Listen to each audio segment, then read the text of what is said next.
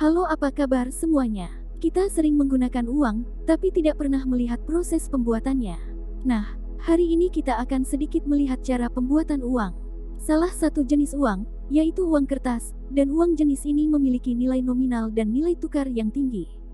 Untuk membuat uang kertas ternyata memiliki proses yang rumit dan panjang. Hal ini bertujuan agar uang kertas memiliki ketahanan serta tidak mudah dipalsukan.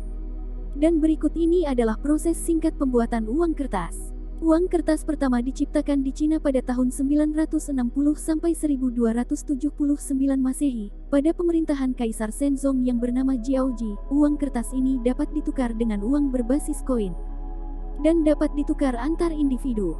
Sementara itu, praktek penggunaan uang kertas baru mulai populer di Eropa pada abad ke-17 dan terus berkembang hingga sampai saat ini.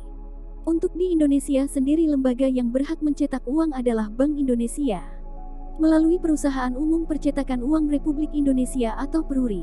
Dan meski bisa mencetak uang, negara tidak bisa sembarangan mencetak uang sebanyak-banyaknya. Hal ini dikarenakan jika suatu negara mencetak uang dalam jumlah banyak, hal tersebut malah akan memiliki dampak negatif bagi negara tersebut. Jika uang dicetak terlalu banyak, maka nilai uang akan turun, serta dengan banyaknya uang yang beredar di pasar maka akan membuat harga barang semakin naik. Selain itu, untuk mencetak uang ini juga membutuhkan biaya yang sangat mahal. Dalam membuat uang kertas baru memerlukan beberapa tahapan, seperti mengadakan rapat untuk membahas berapa banyak uang yang harus dicetak atau dibuat. Setelah menentukan jumlah uang kertas yang akan dibuat, kemudian proses pembuatan uang mulai dikerjakan. Sebelum mencetak uang baru perlu dilakukan desain ruang kertas. Setelah didesain uang kertas ini selesai, proses selanjutnya adalah engraving, yang nantinya digunakan untuk mesin print. Untuk saat ini proses engraving ini dapat dilakukan dengan menggunakan bantuan komputer. Namun pada zaman dulu proses ini dilakukan secara konvensional, yaitu plat besi diukir menggunakan alat ukir oleh seorang engraver. Proses engraving ini sangat sulit, karena harus mengukir desain uang kertas baru secara terbalik. Menggunakan berbagai macam alat ukir konvensional untuk mengukir desain pada plat besi. Seorang engraver menggunakan alat kaca pembesar, karena pemikiran tersebut harus diukir dengan sangat detail dan dalam ukuran yang sangat kecil.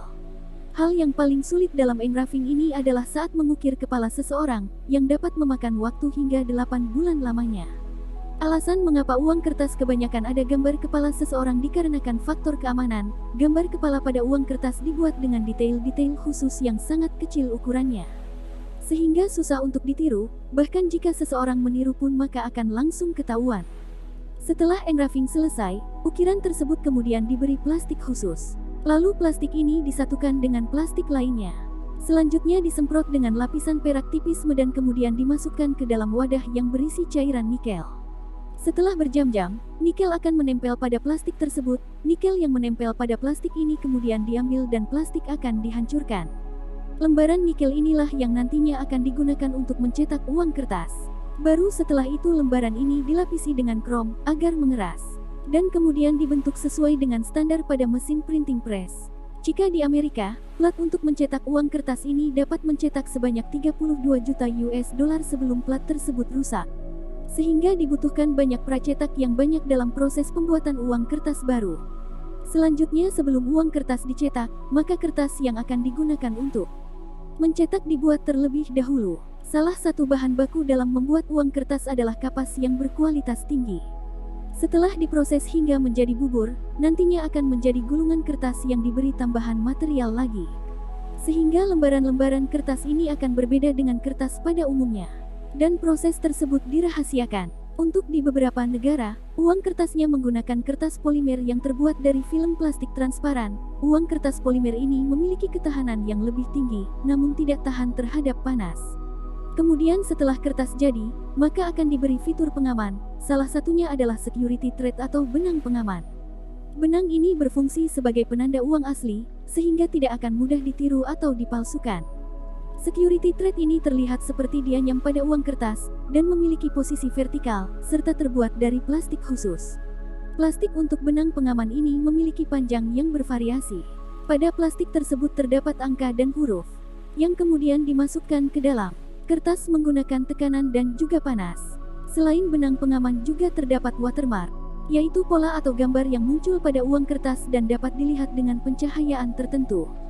Dan proses memasukkan watermark ke uang kertas yang sebenarnya sangat dijaga ketat dan dirahasiakan. Sebelum siap diprinting atau dicetak, gulungan kertas akan diinspeksi terlebih dahulu. Setelah itu gulungan kertas akan dipotong menjadi lembaran.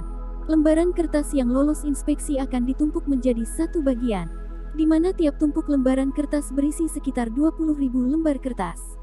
Dan kemudian tumpukan kertas itu akan dikirim ke tempat percetakan.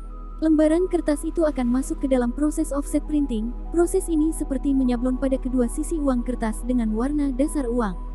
Offset printing ini harus sesuai di kedua sisinya, hingga hitungan milimeter. Untuk selanjutnya adalah intaglio printing, yakni proses mencetak uang kertas. Sehingga hasil cetakan akan menjadi sedikit timbul di atas permukaan uang kertas. Setelah plat cetak diberi tinta, kemudian kertas dimasukkan, dan proses printing dimulai. Interior printing ini lebih rumit daripada cetak offset, karena begitu mesin berjalan hanya bisa mencetak satu sisi uang kertas. Berbeda dengan cetak offset yang bisa mengerjakan dua sisi sekaligus. Ketika selesai dicetak, lembaran uang kertas ini kemudian diperiksa, dan lembaran uang itu akan dimasukkan ke dalam mesin scan untuk melihat standar kesesuaiannya. Tidak hanya itu saja, kepadatan tinta lembar uang kertas juga dilihat apakah sudah sesuai dengan standar atau belum. Selanjutnya, setiap uang kertas akan diberi nomor seri. Salah satu tujuan nomor seri uang adalah untuk mengetahui jumlah uang yang beredar, dan menjadi identitas dari setiap uang yang beredar. Oleh karena itulah tidak akan pernah ada uang yang memiliki nomor seri yang sama. Dan sistem pemberian nomor seri ini juga berbeda-beda untuk tiap negara.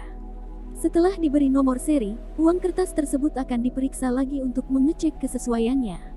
Setelah lolos dari pemeriksaan, barulah lembaran-lembaran ini akan dipotong-potong dengan mesin pemotong. Dan uang kertas yang sudah dipotong ini kemudian ditumpuk menjadi satu dan dikirim ke bank sentral. Terima kasih telah menonton, sampai jumpa lagi.